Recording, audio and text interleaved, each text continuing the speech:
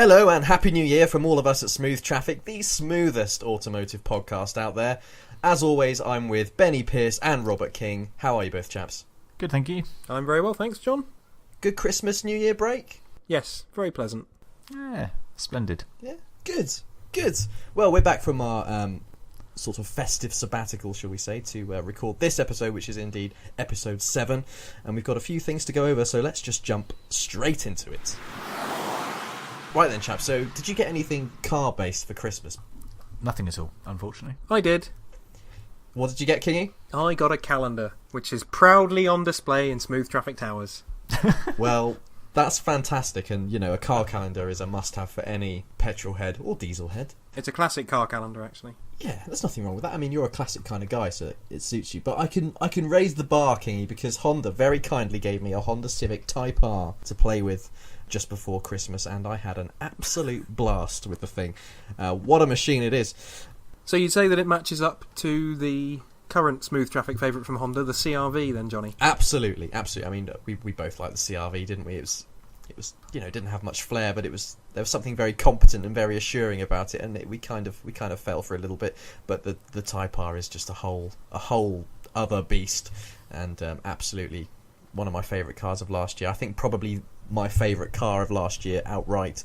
I had such a good time in it. Quite a statement.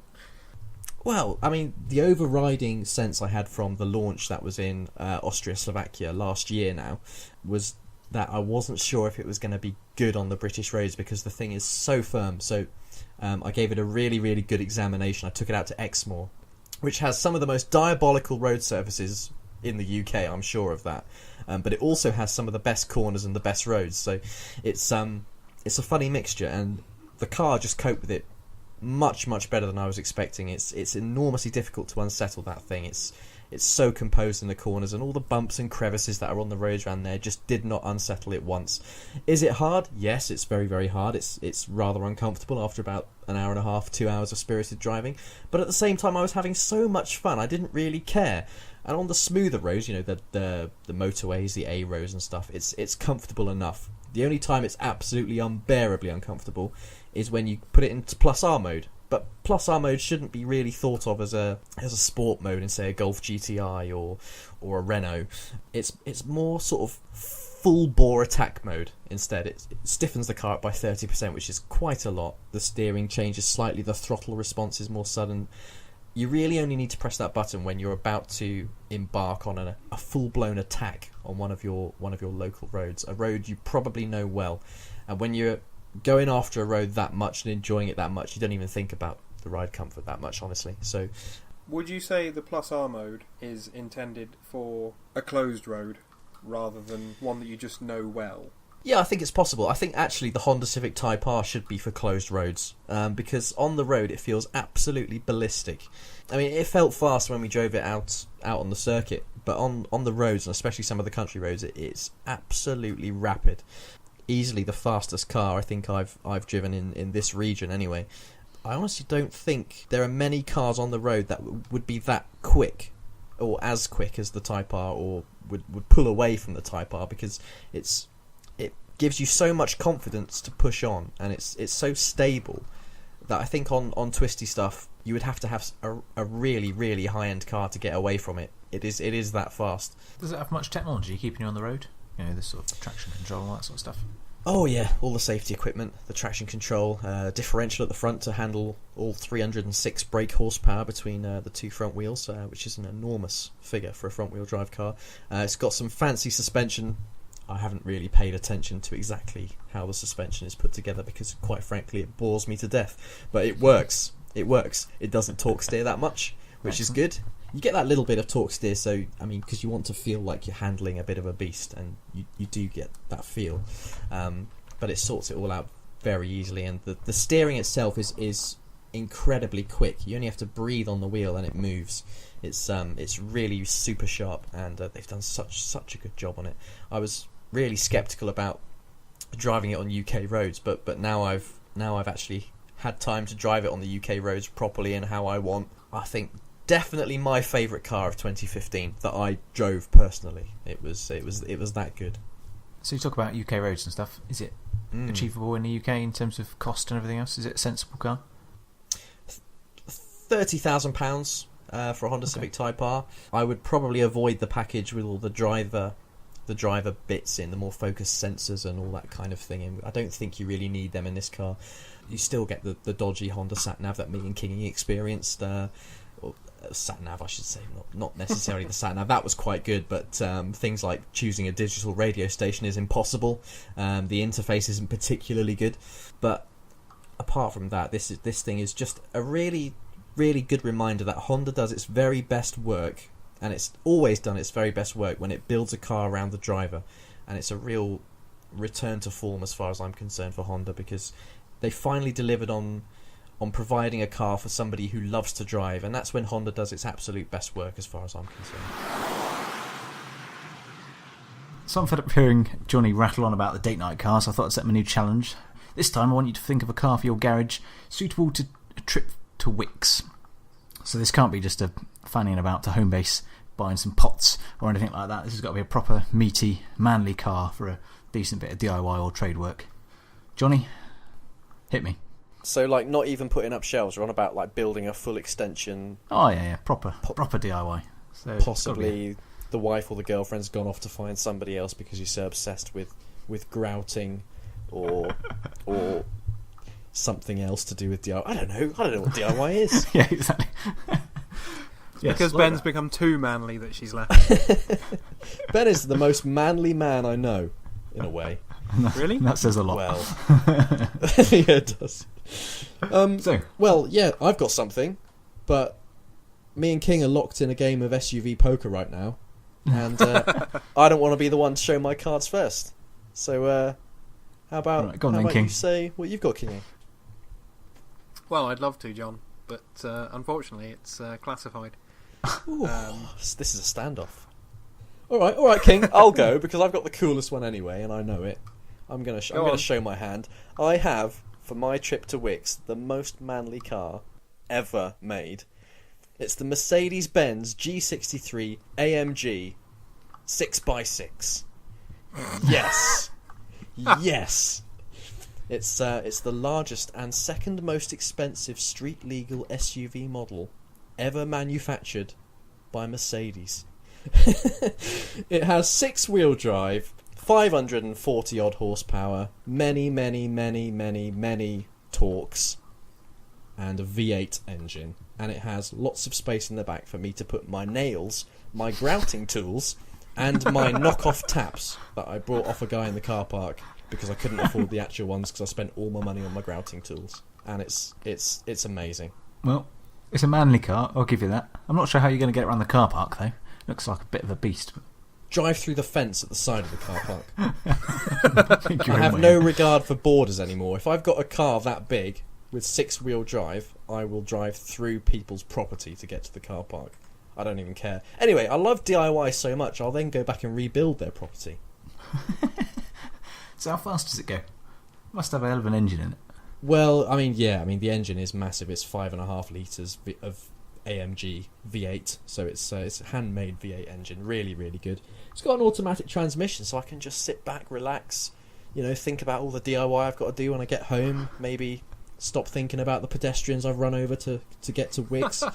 And speed is probably not its strong point. It does 0 to 60 in about 8 seconds, and apparently the top speed is limited to 100 miles an hour, but it weighs about 9.5 tons, so I think that's fair game. I mean, what is it lorries can do on the road? 60? Something like that, isn't it? So yeah, I think bearing in mind it's basically Arnold Schwarzenegger with wheels on, I think 100 mile an hour is fine. Speed is where I win, John. Oh, goodness me. Alright then, what have you got? Admittedly, I've selected a concept. But, hear me out. Okay. Lamborghini Urus. Yeah, I mean that's fine. You've got the convenience of it being an SUV. Yeah. A lot of space in the back. Apparently it'll even be able to seat 4 people. So, when you take your building crew to the local Wickes. The boys. Exactly. The lads in the back. And obviously one in the passenger seat. To pick up your screwdrivers and ladders and other useful tools and bits. But the key is that, unlike you, John, I'll be able to get there quickly. Because Lamborghini also planning to put a V8 in the production version that they release. The concept had a V10, which could churn out 580-odd brake horsepower. Yeah. So probably a little less than that. But that one had a top speed of 205 mile an hour. So even with the V8 slightly watered down, still going to be able to get wherever I'm going quicker than you are. But Ben is going to side with me on this. There's two problems with your choice of car, Kingy. I mean, there's more than two problems with me choosing it, John. But Yeah, fair play. I mean, why not? At least you can. Why not take a punt? I mean, it's always me that chooses the perfect car for these things, isn't it? So I mean, it's difficult for me to just sit back and let you have a selection without picking holes in it. But in this particular case, I have to pick holes in it. You're not going to want to put anything to do with DIY, including the lads, in a Lamborghini, because they'll ruin it. They'll be smelly, they'll take up space. If you put a ladder in a Lamborghini, you'll ruin everything in the Lamborghini. You'll ruin the ladder will go on the roof, John. I wouldn't put it inside, that's just stupid. Are you really going to ruin the looks with like a roof bar or something like that? It'd just be awful. Ooh, possible terrible add-on. Nobody. We'll check the brochure when they release it. Nobody is going to make a roof bar for a Lamborghini Urus because nobody will be stupid if Porsche do enough. a bike rack for a 911, Lamborghini will do a roof bar for the Urus. For those who want to take their Urus to Wickes. Yeah, why not? So how many bags of sand do you get in the back of that? I can't imagine you'd want to chuck some cement or something in the boot. You wouldn't get any in. Maybe one. I think you'd get one in. But I mean, in the G63 6x6, you would get half of the goby in the back. It's got that much space. At least half house. of the goby. Yep. Oh yeah. Pre-built house, an entire shed, complete with everything inside it that you need to have a shed, like pots and trowels and what are those plastic things you put in the wall to put screws in? Rule plugs. Them. Yep. They'll be in there as well. So the other problem, Kingy, it's a concept. So it hasn't actually got a V10 engine, or a V8 engine, or an engine. It's not got anything. It's just a box. It's a picture. It's a picture, yeah. Maybe you should have asked Postman Pat if you could have borrowed his van to go to Wickes in, because that's just as real. Fine. Well, you lose. I mean, I can't disagree with you, John. As soon as you mentioned yours, I thought, well, I'm onto a loser. So, Johnny, last time I saw you, you were having some issues playing music in your car. Yes. I understand that you've now come up with a rather elaborate way of fixing that. Yes, I have. Because I've worked out that it's actually impossible to get any modern car to play Bluetooth or USB music. Now, I don't know what the music exactly is. It's just a little file on my thing. I like to use CDs because you know what you're getting with a CD. You put the CD in the car says you've got a CD in the car, you say yes I have, and then it presses play by itself because you don't have to press play for some reason, I don't know, and then it plays beautiful music such as Tame Impala's Currents album, except because I couldn't buy that CD I had to buy the MP3, and I thought, piece of cake, no problem, I'll just download it on my phone, plug it in with my USB cable and it will play.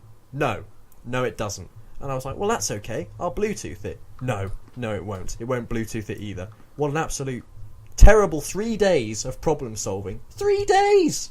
3 days to play music in your car. Who has to go through that? Smooth Traffic's Johnny Edge, that's who has to go through that. So there is a solution to it. BMW's Bluetooth, USB, playing music thing is awful. But it turns out other cars are awful at that as well. More on that later. What you have to do is you have to delete all the music off your phone. Go home. This was on Google Music, so log into your Google Music.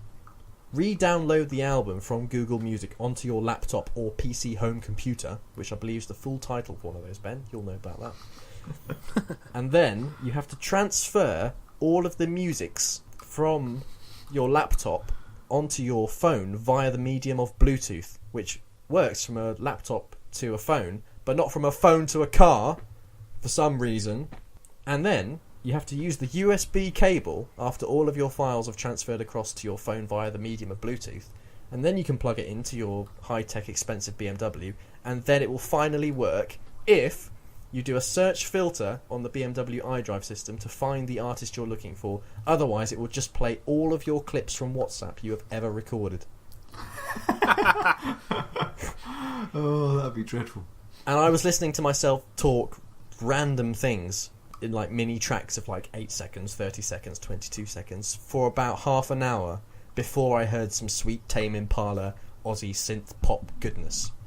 So you might think it's irritating listening to Jonny for 20 minutes on this podcast, but like since he broke his phone, all he does is send us voice clips, and it's massively irritating. 2 minutes of Jonny going, "Oh, I'm gonna go home in a minute. I think I might try that." It's just, it's not. This is harsh. It's harsh. Well, if anyone, long day at work today.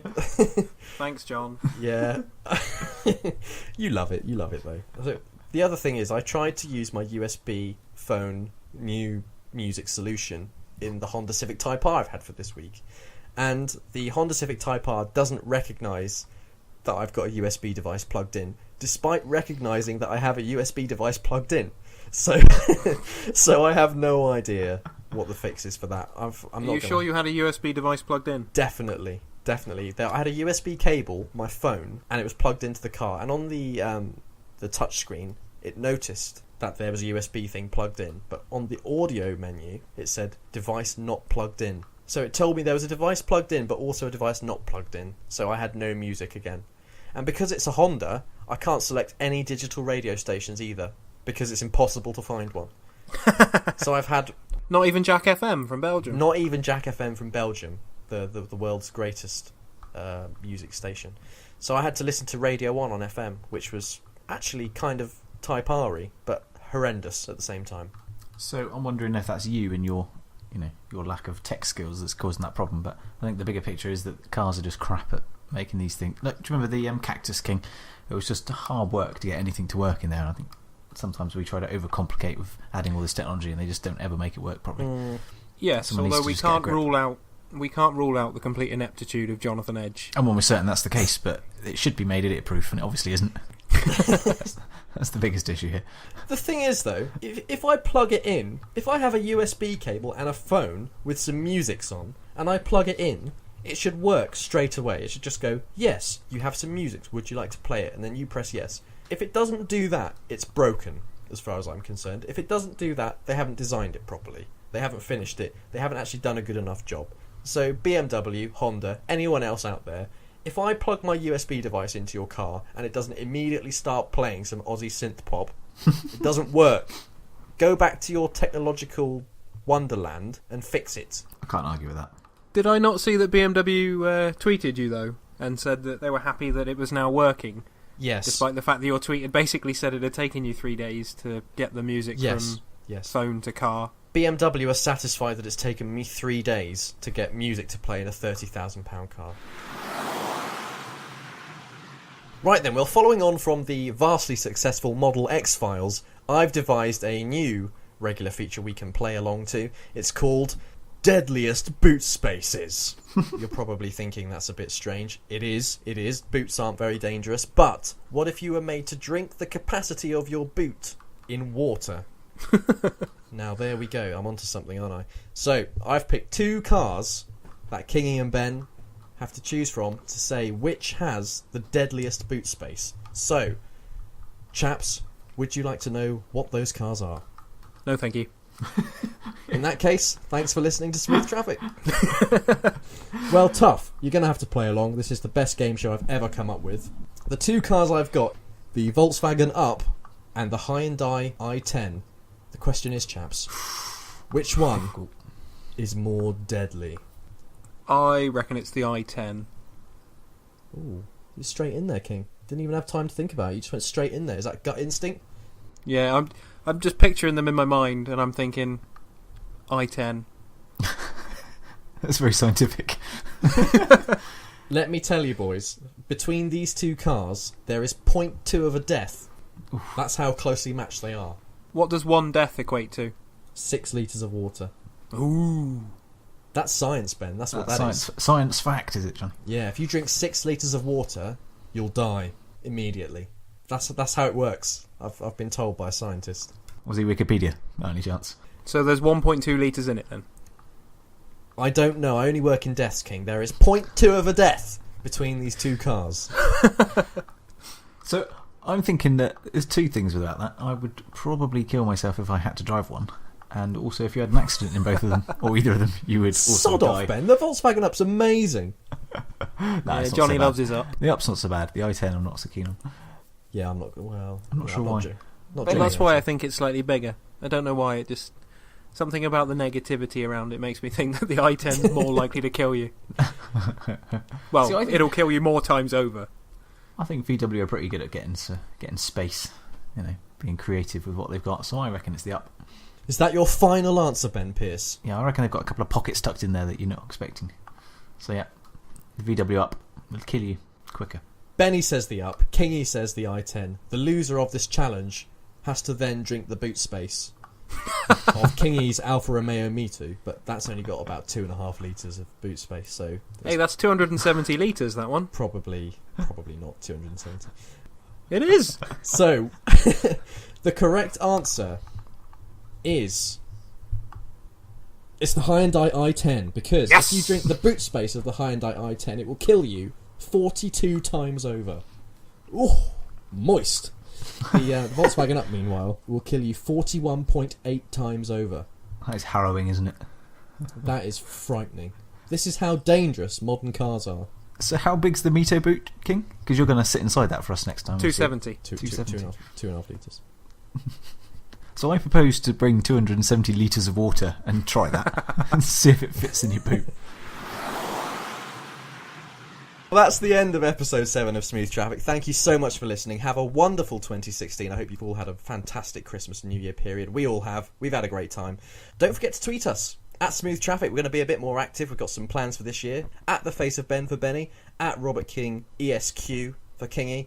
And, of course, me at The Jonny Edge. Get in touch. Tell us what you think. And until next time, thank you for listening. Goodbye.